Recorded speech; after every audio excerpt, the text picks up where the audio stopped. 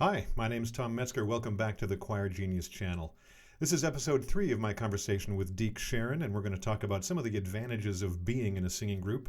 Pretty interesting chat. I hope you enjoy it. Let's jump in.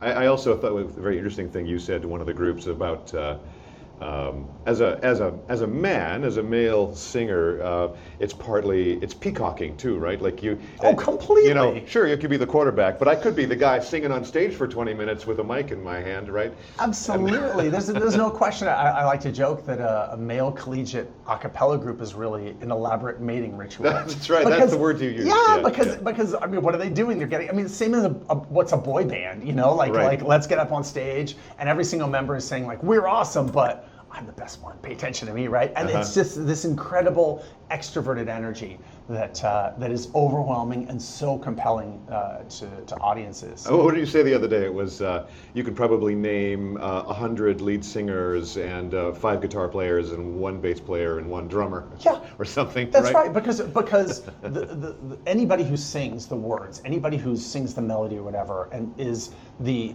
emotional and spiritual and actual like conduit for the meaning of the song in a way that's far more compelling than any of the other parts. They're the background elements of it. And you look at that lead singer and you hear that lead singer, and that's the person that makes you laugh. That's the person that makes you cry. That's the person that grabs your heart. Of course, it's all of them working together, right? The thing with an a cappella ensemble is that lead singer can change all the time, and almost every single group does.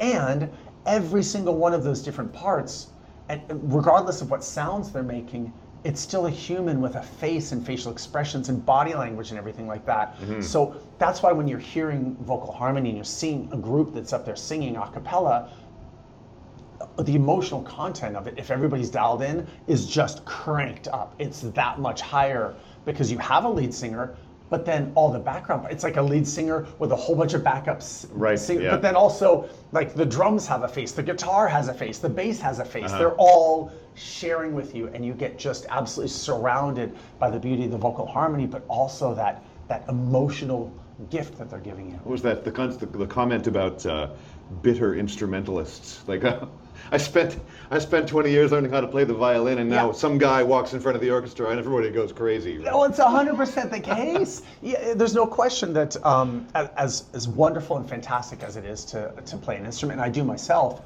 it doesn't have the same ability to make you laugh or cry within 3 seconds. This voice, this instrument that we have inside of our bodies is the one that's the most human and the most compelling.